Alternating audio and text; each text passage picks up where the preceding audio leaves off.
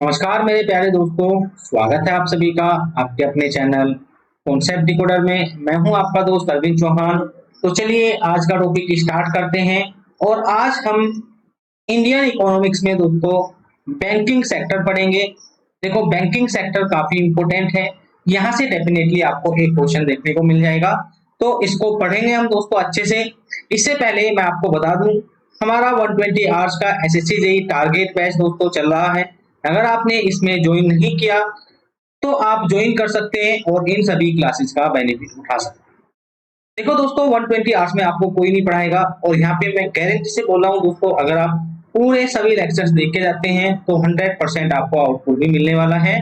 मतलब यहाँ पे आप एक्सपेक्ट कर सकते हैं 32 35 इन जीके एंड रीजनिंग भी कराऊंगा दोस्तों। बट रीजनिंग आपने खुद से भी करनी है, प्रैक्टिस आपने खुद से करनी है, जिससे कि आप वहां पे 40 मार्क्स ले आए। तो आउट ऑफ 100 हम बात करें तो 70 टू 75 मार्क्स आप आराम से ला सकते हैं दोस्तों।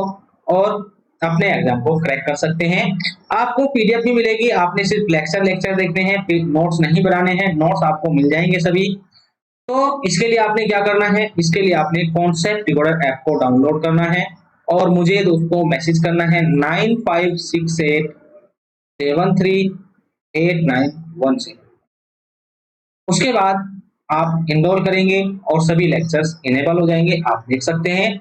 और आगे के जो भी एग्जाम आएंगे, जैसे कि दोस्तों आरआरबी जेई का एग्जाम आ रहा है 2023 में, और नोटिफिकेशन उसका दिसंबर या जनवरी में आ जाएगा, तो उसमें भी हेल्प करेंगे ये सभी लेक्चर। तो चलिए स्टार्ट करते हैं और जानेंगे दोस्तों banking sector of Indian economy. Important lecture है इसलिए लास्ट तक देखना है दोस्तों। तो यहां पर हम बात करते हैं RBI, reserve Bank of India कैसे बना दोस्तों, किस एक्ट के थ्रू बना, इसकी बात करेंगे। तो यहाँ पे आरबीआई एक्ट थी दोस्तों 1934। इस टाइम ब्रिटिश रूल था इंडिया में और ये एक्ट पास की गई दोस्तों 1934 में, जिसको बोलते हैं आरबीआई एक्ट 1930। इसके तहत दोस्तों आरबीआई को बनाया गया। आरबीआई स्टेबलाइज किया दोस्तों 1 अप्रैल 1935 में। और किस कहां पे दोस्तों, कोलकाता। कोलकाता में दोस्तों इसको बनाया गया। इसका हेडक्वार्टर कहां पे है दोस्तों, ये क्वेश्चन काफी बार पूछा जा चुका है। मुंबई में, ध्यान रखना है दिल्ली में नहीं है, मुंबई में आरबीआई का दोस्तों हेडक्वार्टर। अब देखो यहाँ पे हम बात करेंगे, current chief economic adviser is Krishnamurthy V Subramanian. Krishnamurthy V Subramanian दोस्तों इसके करंट चीफ इकोनॉमिक एडवाइजर हैं। क्वेश्चन इंपोर्टेंट है, पूछा जा सकता है। बात करें दोस्तों इसके फर्स्ट गवर्नर कौन थे, जगजीवन। तो इसके फर्स्ट गवर्नर दोस्तों एक इंग्लिश थे, ब्रिटिश थे, ऑसबॉर्न स्मिथ।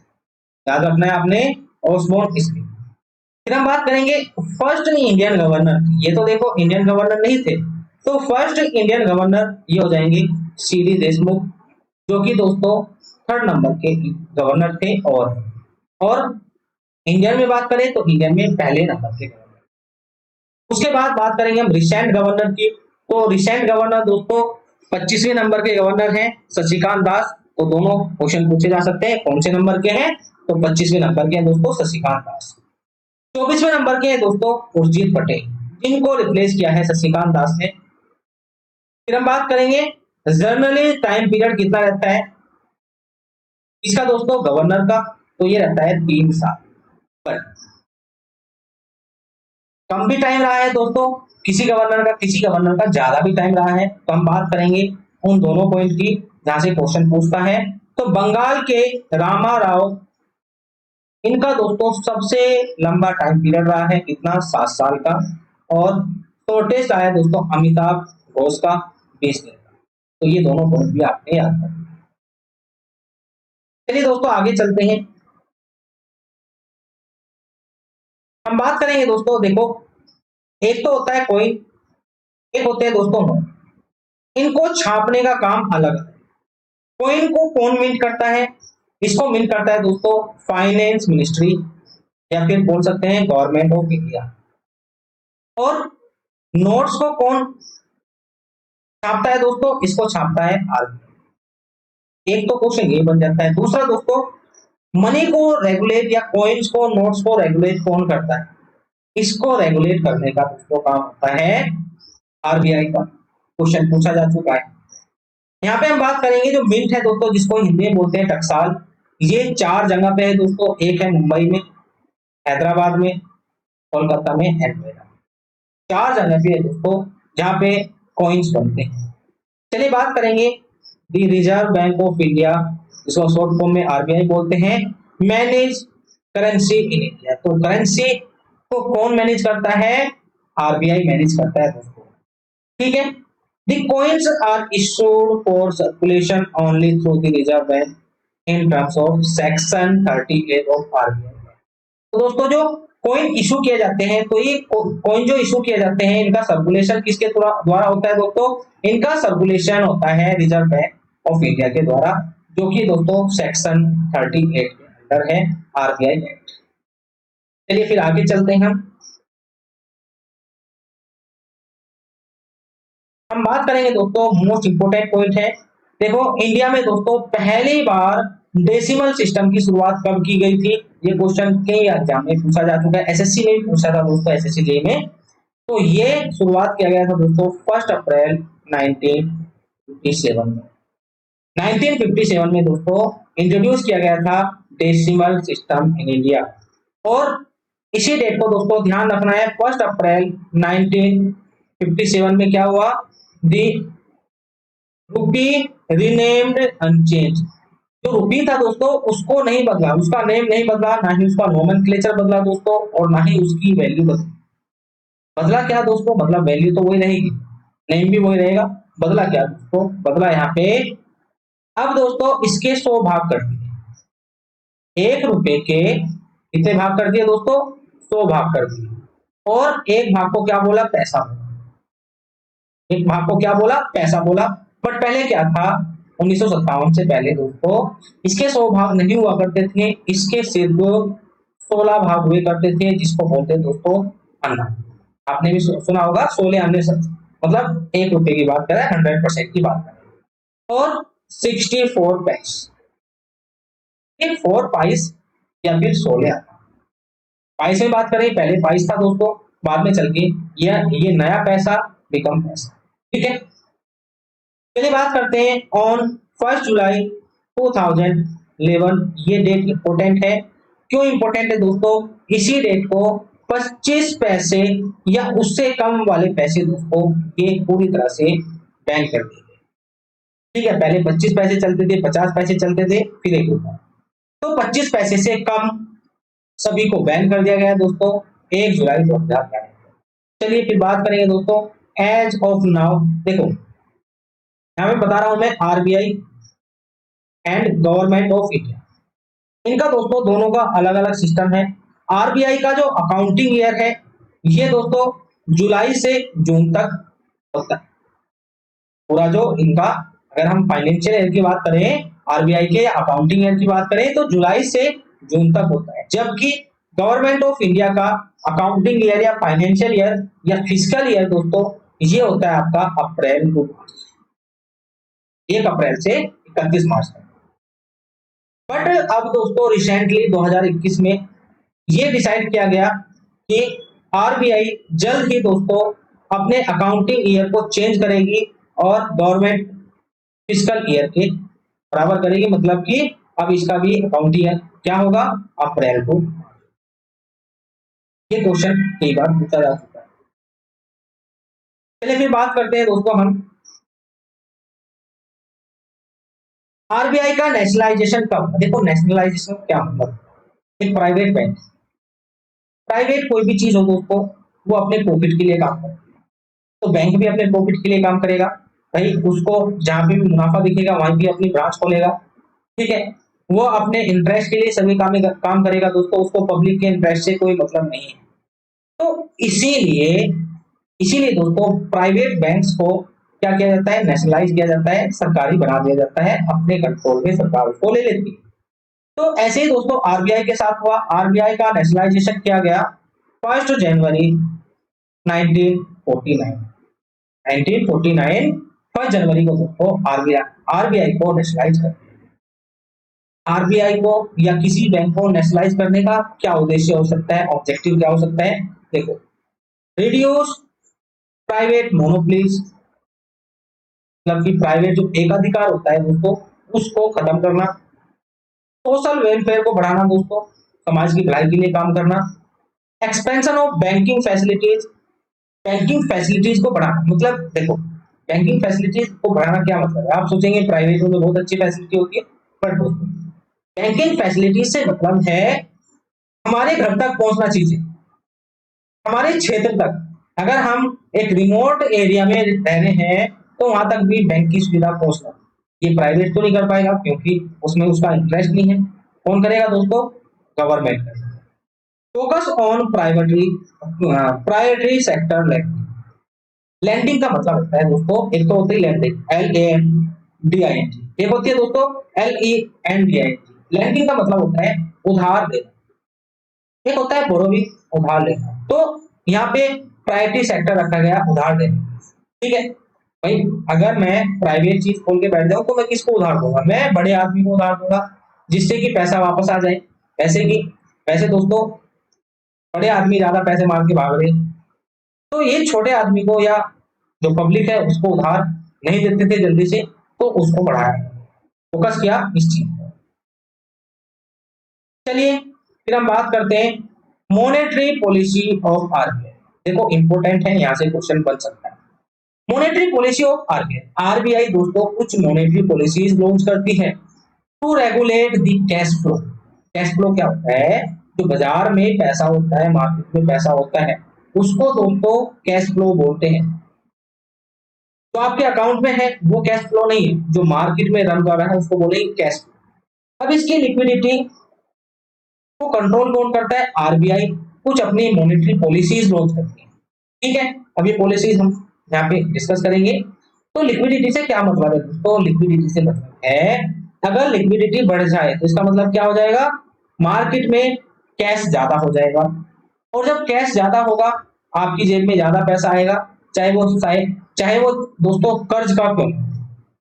ठीक है, तो आप क्या करेंगे? आप अननीडेड चीजों को खरीदना चालू कर देंगे। इससे क्या होगा दोस्तों? मार्केट में महंगाई बढ़ने लगेगी क्योंकि डिमांड तो ज्यादा हो जाएगी बट सप्लाई दोस्तों की नहीं रहेगी। इसलिए जो चीज 10 रुपए की है वो 100 की हो जाएगी। तो इसी को क्या बोलते हैं? इसी को दोस्तों महंगाई बोलते हैं, और इसी को इंग्लिश में बोलते हैं इन्फ्लेशन। तो इन्फ्लेशन बढ़ता है अगर लिक्विडिटी बढ़ती है, तो इसको कंट्रोल करने के लिए मॉनेटरी पॉलिसी लॉन्च की जाती है। या फिर ऐसे बोल सकते हैं आप कि अगर लिक्विडिटी घट जाती है तो मार्केट में पैसा कम हो जाएगा, पैसा कम हो जाएगा तो मंदी हो जाएगी, इसको बोलते हैं दोस्तों रिसेशन। और अगर ज्यादा ही पैसा कम हो गया, लिक्विडिटी ज्यादा ही घट गई दोस्तों, तो उसको बोलते हैं डिप्रेशन, महामंदी, जो कि बहुत ही खतरनाक होती है। और ज्यादा ही पैसा बढ़ गया दोस्तों तो उसको बोलते हैं हम हाइपर इन्फ्लेशन, जिसको कंट्रोल करना इम्पॉसिबल सा होता है, मतलब कंट्रोल नहीं कर सकते दोस्तों उसको अगर बढ़ जाए ऐसा। चलिए फिर बात करते हैं दोस्तों आरबीआई में मॉनेटरी पॉलिसी कौन बनाता है। ये जो पॉलिसी होती है इसको कौन बनाता है आरबीआई में? तो अकेला आरबीआई इस मॉनेटरी पॉलिसी को नहीं बनाता है। इसमें दोस्तों आरबीआई के 3 मेंबर होते हैं और गवर्नमेंट ऑफ इंडिया के 3 मेंबर होते हैं। तो आरबीआई के 3 मेंबर हैं जैसे कि governor, deputy governor, official member. Government of India के जो 3 मेंबर होते हैं उनका टाइम पीरियड होता है दोस्तों 4 साल, और ये दोबारा दोस्तों री इलेक्ट नहीं किए जाते। एक बार बन गया तो बन गया, दोबारा कभी जीवन में उसको री इलेक्ट नहीं करेंगे। यहाँ पे मॉनेटरी पॉलिसी की कमेटी। अब हम बात करेंगे दोस्तों, देखो यहाँ पे मैंने थोड़ा सा मिस्टेक कर दिया है, मुझे मॉनेटरी मॉनेटरी पॉलिसी नहीं लिखना था। यहाँ पे हम बात करें दोस्तों अगर कैश फ्लो बढ़ जाए, कैश फ्लो या लिक्विडिटी बढ़ जाए तो इन्फ्लेशन आती है, ज्यादा ही बढ़ जाए तो हाइपर इन्फ्लेशन आती है, और इसमें दोस्तों इंटरेस्ट रेट डिक्रीज हो जाता है। भाई देखो इंटरेस्ट रेट डिक्रीज कैसे होगा? भाई तो पानी पी लेते हैं।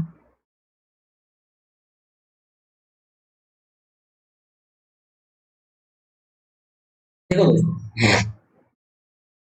आप लोन लेने गए, एक बैंक है जो कि जिसकी ब्याज दर है 10%। आपको लग रहा है बहुत महंगा, कल को इसने क्या काम किया, इसको 2% कर दिया, तो आप 10% पे उधार लेंगे या 2%? आपकी जरूरत अगर 10,000 रुपए है तो आप क्या काम करेंगे, आप 20,000 रुपये ले लेंगे इससे कि भाई चलो यार सस्ते में काम निपट रहा है, आप इंटरेस्ट भी कम देना पड़ेगा, और इस 20,000 से आप क्या करेंगे, आप ज्यादा चीजें खरीदेंगे, आपके डिमांड एंड सप्लाई का कॉन्सेप्ट बिगड़ जाएगा। इससे क्या होगा दोस्तों, इन्फ्लेशन आएगी, और ज्यादा पैसा होगा दोस्तों तो हाइपर इन्फ्लेशन आएगी। मतलब कि अगर इंटरेस्ट रेट डिक्रीज हो जाता है तो लोग ज्यादा उधार लेते हैं, ज्यादा लोन लेते हैं, जिससे कि मार्केट में कैश फ्लो बढ़ जाता है। इसी को हम बोलते हैं चीप मनी, सस्ती मनी इसी को बोलते हैं। फिर बात करेंगे अगर दोस्तों डिक्रीमेंट हो जाए कैश फ्लो में तो बोलते हैं रिसेशन, कई बार पूछ चुका है। और अगर ज्यादा ही डिक्रीमेंट हो जाए कैश फ्लो में उसको बोलते हैं डिप्रेशन। और ऐसा कब होगा, ऐसा तब होगा दोस्तों जब बैंक ज्यादा इंटरेस्ट पर अपना लोन देंगे, तो जिसको 10,000 की नीड होगी वो 2,000 में अपना काम चला लेगा। तो इससे क्या होगा दोस्तों, मार्केट में कैश कम हो जाएगा, जिससे पहले रिसेशन आएगा फिर डिप्रेशन आएगा। और इसी मनी को हम क्या बोलेंगे, इसी मनी को बोलेंगे दोस्तों डियर मनी। कई बार पूछ चुका है, डियर मनी का मतलब क्या है, वो मनी जिस पर इंटरेस्ट रेट बहुत ज्यादा हो, या प्रिय मनी है, जो भी तुम्हें मिला वो बहुत ही अच्छा लगेगा। एक भी चवन्नी है तो बहुत ही मंदी के दौर में बहुत ही खास होती है, बहुत ही प्रिय होती है।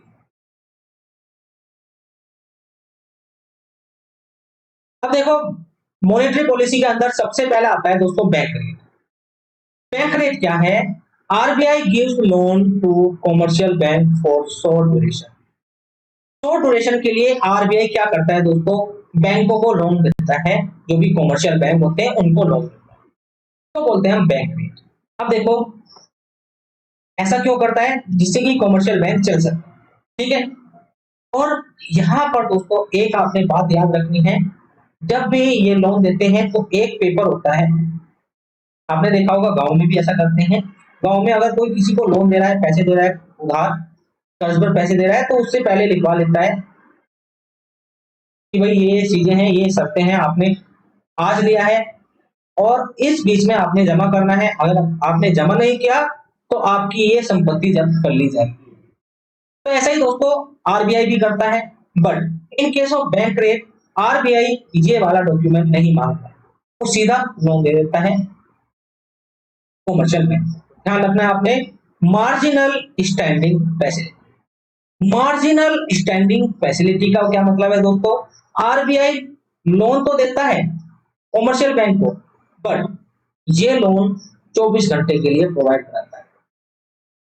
का मतलब होता है दोस्तों मार्जिनल स्टैंडिंग फैसिलिटी। चलिए फिर बात करते हैं cash reserve ratio. This is an RBI requirement. देखो सिंपल वर्ड में बता रहा हूं, कैश रिजर्व रेशो CRR का मतलब क्या है, आप नहीं भूलेंगे हिंदी में भी। देखो दोस्तों अगर मार्केट में इन्फ्लेशन आ रही है, या चलो इन्फ्लेशन को छोड़ देते हैं, तो क्या होता है दोस्तों, आरबीआई की कुछ रिक्वायरमेंट्स होती है, गाइडलाइंस होती है। अगर आपने कोई बैंक खोला तो आपने कुछ फिक्स अमाउंट आरबीआई के पास रखना होगा, कुछ फिक्स अमाउंट आरबीआई के पास रखना होगा सिक्योरिटी पर्पज के लिए। सिक्योरिटी पर्पज के लिए दोस्तों ये फिक्स अमाउंट रखा जाता है, और बाई चांस इन फ्यूचर आपके बैंक में कोई भी मतलब कोई भी हमला करता है, जैसे कि पैसे चुरा लेते हैं, कुछ भी हो जाता है, या कोई लोन आपने प्रोवाइड करा वो लोन नहीं मिलता है, तो उसकी जिम्मेदारी कौन लेगा, आरबीआई लेगा। तो ये कंपलसरी है, ये मनी रखनी होती है, ये कंपलसरी होता है, और इस पे दोस्तों आरबीआई कमर्शियल बैंक को कोई भी इंटरेस्ट नहीं देता है। और ये मनी दोस्तों कैश में, ये किसी और फॉर्म में नहीं होगी, मतलब डिजिटल करेंसी नहीं होगी, ना ही गोल्ड होगा, सिर्फ और सिर्फ कैश में रखनी होती है। तो यहाँ पे आप सभी चीजें पढ़ सकते हैं। चलिए फिर बात करेंगे दोस्तों हम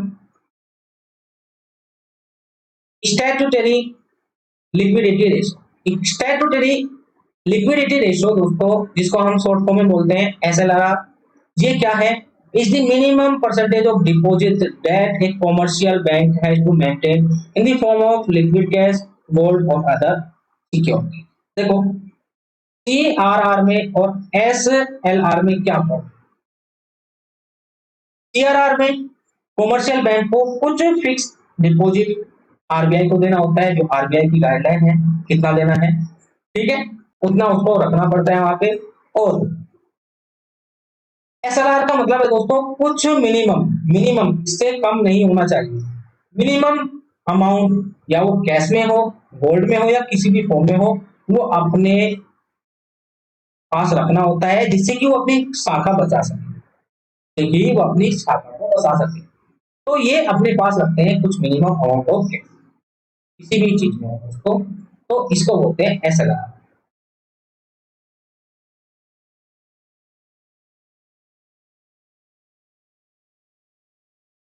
चलिए बात करते हैं दोस्तों रेपो रेट।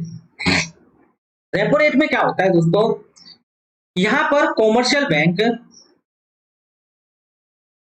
उधार लेने जा रहे हैं जिसके पास आरबीआई, तो आरबीआई अब क्या कर रहा है दोस्तों, आरबीआई यहाँ पे इनसे एक प्रमाण पत्र मांगता है जिसको दिया है गवर्नमेंट ऑफ इंडिया ने कॉमर्शियल बैंक, जिसमें दोस्तों सभी शर्तें लिखी है, और उसके बाद ही रेपो रेट पे ये कॉमर्शियल बैंक को आरबीआई लोन देता है। यहाँ पे आप देख सकते हैं in India it is the rate at which the Reserve Bank of India lends money to commercial bank in need with collateral.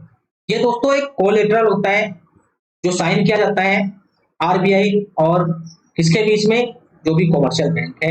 This situation usually arrive at the time of inflation. Inflation के time दोस्तों ये situation आती है, inflation है तभी दोस्तों repo rate पे ये क्या करेंगे, तो लोन देंगे। वैसे तो बैंक रेट पे ले देते हैं, बट रेपो रेट पे कब देंगे, जब इन्फ्लेशन आ जाती है, क्योंकि इसका रेट बहुत ज्यादा होता है, 40% होता है। तो 40% कॉमर्शियल बैंक, कोई भी सोचेगा इतना बड़ा लोन लेने से पहले 40% इंटरेस्ट रेट है, तो भाई जितना कम से कम में काम चल जाए उतना देगा, और मार्केट में उतने ही पैसे कम जाएंगे, मतलब यहाँ से इन्फ्लेशन कंट्रोल हो जाएगी। जबकि बैंक रेट होता है दोस्तों 4.25, जो भी करंट में चल रहा है। चलिए आगे चलते हैं। अब यहाँ पे हम बात करेंगे रिवर्स रेपो रेट की। तो देखो ऐसा तो नहीं है कि आरबीआई को पैसों की जरूरत नहीं पड़ती है, आरबीआई को पड़ती है, तो आरबीआई कॉमर्शियल बैंक से लोन लेता है, ठीक है, तो उसको बोलते हैं रिवर्स रेपो रेट।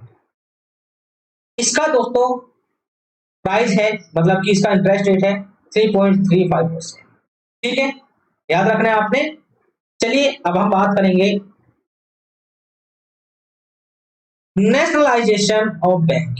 तो डिफरेंट टाइप के बैंक थे दोस्तों जिनको नेशनलाइज किया गया, जैसे कि 1969 में, 1969 में 14 बैंक को दोस्तों इंदिरा गांधी ने नेशनलाइज किया। और यहाँ पे क्या लिमिटेड, मतलब कि क्या क्राइटेरिया था दोस्तों, भाई किसी चीज को अगर हम नेशनलाइज कर रहे हैं तो उसके लिए क्राइटेरिया होता है। तो यहाँ पे बोला गया अगर किसी की नेटवर्थ 50 करोड़ से ऊपर है तो उसको हम नेशनलाइज करेंगे। कोई भी ऑप्शन नहीं है आपको, यहाँ पे कोई भी ऑप्शन नहीं दिया जा रहा है कि आप छोड़ सकते हैं, आ सकते हैं, नहीं, आपने नेशनलाइज करना है तो करना है। चलिए फिर बात करेंगे 1980 में क्या हुआ दोस्तों, 6 बैंक को नेशनलाइज किया गया। अब क्राइटेरिया बदल गया, 200 करोड़ मिनिमम, जिसके पास 200 करोड़ है उसको नेशनलाइज किया जाएगा। एसबीआई का फॉर्मेशन देखते हैं दोस्तों, देखो आरबीआई अलग है, एसबीआई अलग है। एसबीआई को बोलेंगे स्टेट बैंक ऑफ इंडिया। इसका फॉर्मेशन इंपोर्टेंट है, क्वेश्चन पूछा जाता है।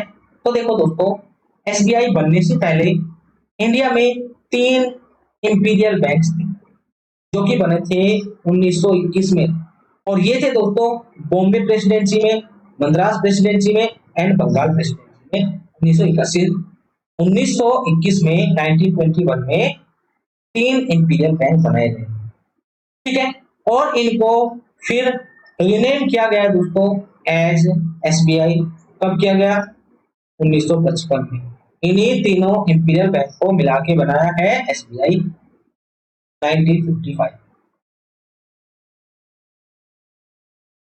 उसके बाद बात करते हैं 2008 की, 2009 की। तो 2008 में दोस्तों in State Bank of Saurashtra were added in SBI. देखो टाइम टाइम पे कुछ बैंक ऐड हुए एसबीआई में, तो 2008 में दोस्तों स्टेट बैंक ऑफ सौराष्ट्र ये मर्ज किया गया एसबीआई के साथ। उसके बाद 2009 में दोस्तों स्टेट बैंक ऑफ इंदौर इसको मर्ज किया एसबीआई के साथ। उसके बाद दोस्तों यहाँ पे एक इंपॉर्टेंट क्वेश्चन जो कि एसएससी पूछ चुका है, विजय बैंक, देना बैंक, ये दो बैंक थे दोस्तों जो कि मर्ज किए गए बैंक ऑफ बड़ौदा। कब? 2019 में। एसबीआई में दोस्तों बैंक ऑफ बड़ौदा में विजय बैंक और देना बैंक को मर्ज किया गया। ये क्वेश्चन दोस्तों एसएससी। चलिए फिर बात करेंगे दोस्तों, भारतीय महिला bank was merge with SBI in 2017 में दोस्तों एक और बैंक जिसका नाम था भारतीय महिला बैंक, इसको मिला लिया गया एसबीआई के साथ। फर्स्ट कॉमर्शियल बैंक की बात करें दोस्तों तो ये बना दोस्तों जनरल बैंक ऑफ इंडिया, जो बना था 1786 में। एंड पंजाब नेशनल बैंक दोस्तों इसकी स्थापना हुई थी 1894। हम आगे चलते हैं। अब दोस्तों कुछ इंपॉर्टेंट पॉइंट्स हैं जिनको हम याद रखना है। मनी मार्केट क्या होती है? In this borrowing and lending of fund take place up to 1 year. तो एक साल के अंदर दोस्तों यहाँ पे उधार लिया जाता है, उधार दिया जाता है, इसी को बोलते हैं मनी मार्केट। ठीक है, it is use for short term credit, मतलब कि एक साल शॉर्ट टर्म ही होता है दोस्तों। यहाँ पे जो भी उधार या लेन देन किया जाता है वो एक साल के लिए भी किया जाता है। इसमें दोस्तों इंक्लूड है reserve Bank of India, commercial bank, cooperative bank, regional rural bank और सम एनबीएफसी। ऑल बैंक्स, जिसमें कॉमर्शियल बैंक ये सभी आ जाएंगे दोस्तों। ये दो कैटेगरी में हम पढ़ने वाले हैं, एक शेड्यूल्ड, एक नॉन शेड्यूल्ड। चलिए स्टार्ट करते हैं। शेड्यूल किसको बोलेंगे? नॉन शेड्यूल्ड दोस्तों किसको बोलेंगे? क्वेश्चन पूछ सकता है, इंपॉर्टेंट।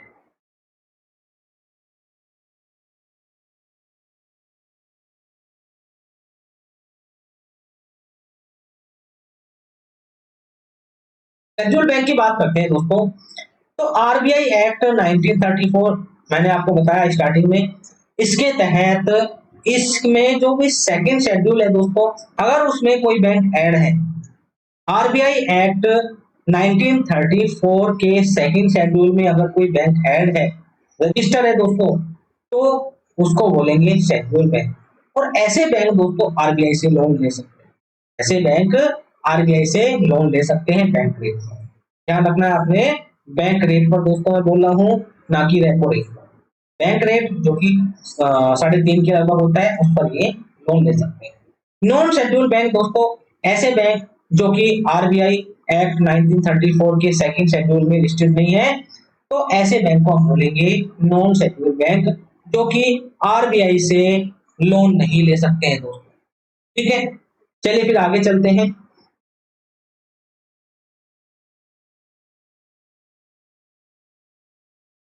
कॉमर्शियल बैंक की बात करते हैं दोस्तों। It is divided into two part, public and private sector bank. तो कॉमर्शियल बैंक भी दो टाइप के होते हैं, एक तो पब्लिक होते हैं जो पब्लिक के इंटरेस्ट के लिए काम करते हैं दोस्तों, एक प्राइवेट होते हैं। ठीक है, regulated under banking regulation act 1949, और इनको रेगुलेट किया जाता है दोस्तों किस एक्ट के through? Banking regulation act 1949। Important है ये act. They can accept deposit, can provide loans, other financial service to earn a profit। तो मतलब जो काम एक बैंक करता है वही काम ये सब भी कर सकते हैं। ये लोन भी दोस्तों प्रोवाइड करा सकते हैं, डिपॉजिट भी एक्सेप्ट कर सकते हैं, जितनी भी फाइनेंशियल एक्टिविटी होती है, सर्विसेज होती है, ये प्रोवाइड करा सकते हैं। पब्लिक सेक्टर बैंक और प्राइवेट सेक्टर बैंक को हम अलग अलग करके पढ़ते हैं। तो in these banks the majority of share more than 50% are held by government। तो गवर्नमेंट ऑफ इंडिया का अगर शेयरिंग किसी बैंक में 50% से ज्यादा है, it means that will be called as public sector bank. तो हम उसको पब्लिक सेक्टर बैंक बोले। ठीक है, currently in India there are 21 public sector banks after the merger of SBI with their associate banks and Bharatiya महिला bank. तो दोस्तों 21 bank है फिलहाल में जो कि पब्लिक सेक्टर बैंक की कैटेगरी में आते हैं। ठीक, ध्यान रखना है आपने। प्राइवेट सेक्टर बैंक की बात करें तो इसमें मेजोरिटी ऑफ शेयर कौन होल्ड करता है? ये करता है प्राइवेट प्राइवेट एंटिटी, ज्यादा गवर्न करता है इस प्राइवेट सेक्टर बैंक को, मतलब इसमें गवर्नमेंट ऑफ इंडिया का जो शेयर होता है वो लेस देन 50%।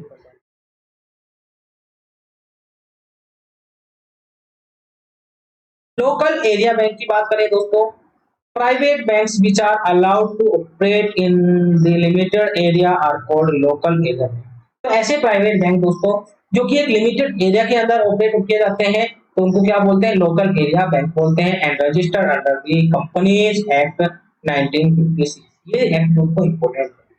तो और जो रजिस्टर होते हैं इसमें कंपनी एक्ट 1956 में the minimum capital required for these bank in INR 5 crore. तो दोस्तों इनके लिए मिनिमम कैपिटल कितना चाहिए? 5 करोड़। ठीक। रीजनल रूरल बैंक की बात करें, इसको हम शॉर्ट फॉर्म में RRBB लिखते हैं दोस्तों, इंपोर्टेंट है, कई बार क्वेश्चन पूछा जा चुका है। ये बना था दोस्तों RBI एक्ट 1976 के तहत। Regional rural bank are set up by the public sector. इसको सेट, देखो लोकल एरिया बैंक किसने बनाया? प्राइवेट ने। जबकि RRB किसने बनाया दोस्तों? RRB देखो रेलवे वाला नहीं, RRB रीजनल रूरल बैंक है जिसको बनाया दोस्तों पब्लिक सेक्टर ने। The objective of RRB is to increase credit flow to rural areas। देखो रूरल एरियाज में क्रेडिट फ्लो मतलब कि लोन लेने का फ्लो को बढ़ाने के लिए एक चीजें की गई। After the Kelkar Committee recommendation in April 1987, no new RRBs have been opened। देखो ये इम्पोर्टेंट है, केलकर कमेटी बनी दोस्तों जिसने अपनी रिकमेंडेशन दी अप्रैल 1987 में। ये क्वेश्चन पूछा जा चुका है कि अब नए RRB बैंक नहीं खुलेंगे। फिर हम बात करेंगे कोऑपरेटिव बैंक की। Civilized with the aim of funding agriculture, cottage industries। तो दोस्तों इसको बनाया गया था इस मकसद के लिए जिससे कि ये एग्रीकल्चर को और कॉटेज जो लघु उद्योग होते हैं दोस्तों उनको फंडिंग कर सके। Can perform both deposit and lending activity. दोनों एक्टिविटी कर सकते हैं, डिपॉजिट एंड लैंडिंग, मतलब उधार भी दे सकते हैं, अपने पास रख सकते हैं। चलिए फिर बात करते हैं next important, NABARD. NABARD national bank for agriculture and rural. तो ये दोस्तों नाबार्ड की फुल फॉर्म है, कई बार पूछी जा चुकी है। ये बना था दोस्तों, पहले हम बात करते हैं इसमें शेयरिंग की। तो इसमें सबसे ज्यादा कौन शेयर होल्ड करता है? RBI। कितना दोस्तों? लगभग 73%। Stabilise on the recommendation of Shiv Raman committee in 12 July 1982। तो शिव रमन कमेटी ने दोस्तों अपनी रिकमेंडेशन दी और उसी के तहत दोस्तों 12 जुलाई 1982 को ये बनाया गया। इसका हेडक्वार्टर दोस्तों मुंबई में है, ध्यान रखना है। और नाबार्ड के चेयरमैन दोस्तों कौन है? Doctor GR Chintala. देखो नाबार्ड है, बैंक है, और भैया इसका जो चेयरमैन होगा वो ज्यादा चिंता में रहेगा, तो ऐसे भी आप इसको याद कर सकते हैं। चलिए दोस्तों अब हम बात करते हैं कुछ और इंपोर्टेंट पॉइंट्स, जैसे दोस्तों NAFED, नाब इसको बोलते हैं। इसका फुल फॉर्म इंपोर्टेंट है, national agricultural cooperative marketing federation of India. ये फुल फॉर्म हो जाएगा, याद करना है, एक दो बार रिपीट करेंगे याद हो जाएगा। बना दोस्तों 2 अक्टूबर 1958 में to promote agriculture, horticulture and forest activity. Agriculture, horticulture और फॉरेस्ट एक्टिविटी को प्रमोट करने के लिए NAFED की स्थापना की गई 2 अक्टूबर 1958 में दोस्तों। और इसकी डेट को याद करना है तो महात्मा गांधी से रिलेट कर लेना, क्योंकि वे सबसे ज्यादा प्रमोट करते थे एग्रीकल्चर। चलिए फिर आगे चलते हैं हम। स्कीमिंग क्या है दोस्तों? It is an act to steal the customer personal information. तो यहाँ पे दोस्तों कस्टमर्स की पर्सनल इंफॉर्मेशन चुरा ली जाती है। It is done by using a magnetic strip of the card. और किसके द्वारा किया जाता है? Magnetic strip of the card के द्वारा किया जाता है। This is illegal and comes under cyber. तो दोस्तों ये इलीगल है और ये साइबर क्राइम के अंदर आता है। मनी लॉन्ड्रिंग का बात करते हैं दोस्तों। मनी लॉन्ड्रिंग आपने सुना होगा, इसमें 6 से 7 साल की अब जेल कर दी गई है और जुर्माना भी देना पड़ता है। मनी लॉन्ड्रिंग का क्या कॉन्सेप्ट है देखो, तो ब्लैक मनी, ब्लैक मनी इसको बोलते हैं, आपने कोई, चाहे आपने पैसा कमाया, आपने बैंक को उसकी मुंह नहीं दिखाया, आपने अपने पास रख लिया और ना ही मार्केट में उसको आप रन करा रहे हैं, आपने अपने पास ही दबा के रख लिया, उसको बोलेंगे दोस्तों ब्लैक मनी। चाहे वो किसी भी माध्यम से कमाया है आपने, चाहे वो अच्छे तरीके से कमाया है, नंबर 2 से कमाया है, बट अगर आप उसका यूज नहीं कर रहे हैं, ना ही बैंक में जमा कर रहे हैं, अपने पास रखे हुए हैं, उसको बोलेंगे ब्लैक मनी। अब देखो, ब्लैक मनी को व्हाइट करने के लिए ही मनी लॉन्ड्रिंग का काम किया जाता है। इसमें बहुत सारे तरीके होते हैं। एक जो कि मोस्ट इंपोर्टेंट तरीका है दोस्तों, कंपनी दिखा दी जाती है पेपर्स पे और उनका फिजिकल एग्जिस्टेंस कोई भी नहीं होता है, और उस माध्यम से ये अपने ब्लैक मनी को व्हाइट करते हैं। अब देखो, एक केस अभी आया था सुनने में कि एक पेन की कंपनी थी और उनको व्हाइट करना था अपना ब्लैक मनी, तो एक पेन की कंपनी को ऑर्डर दिए गए बहुत ज्यादा, और वो पेन 2 या 3 रुपए का था जिसको 10 रुपए में खरीदा था, बाद में चल के आपस में शेयर कर लिया। तो ऐसे करके दोस्तों ये मनी लॉन्ड्रिंग है। तो अगर पकड़े जाते हैं तो इसमें 6 से 7 साल की जेल भी होती है। तो ये था दोस्तों आज का लेक्चर, और अगर आपको आज का लेक्चर अच्छा लगा है तो आप प्लीज वीडियो को जरूर से लाइक कर देना, और अगर दोस्तों आप हमसे जुड़ना चाहते हैं तो मुझे मैसेज करना है आपने 9568738917। इस बार बेड़ा पार करके छोड़ेंगे दोस्तों, एग्जाम को क्रैक करना है तो करना है किसी भी हाल में। अभी आपके पास टाइम है, 120 आवर्स का सिलेबस आप इजीली कवर कर सकते हैं। आपने नोट्स नहीं बनाने हैं, नोट्स मैं आपको प्रोवाइड कराऊंगा। फीस देखो ज्यादा नहीं, ठीक है, जितनी मेहनत कर रहे हैं उसके अकॉर्डिंग फीस हमने ज्यादा नहीं रखी है। इस इन चीजों में दोस्तों बहुत मेहनत लगती है, कंटेंट को निकालना, कंटेंट ही आपको पास कराएगी। आपको कोई कितना भी अच्छा पढ़ा ले, कंटेंट नहीं दे रहा है, अच्छा रिलेवेंट कंटेंट नहीं है, तो आप कभी नहीं पास हो सकते। तो अगर आपने पास होना है तो उसके लिए कंटेंट बेस्ट चाहिए, जो कि मैं आपको प्रोवाइड करूंगा। तो चलिए दोस्तों, मिलते हैं नेक्स्ट वीडियो लेक्चर में। Thank you for watching.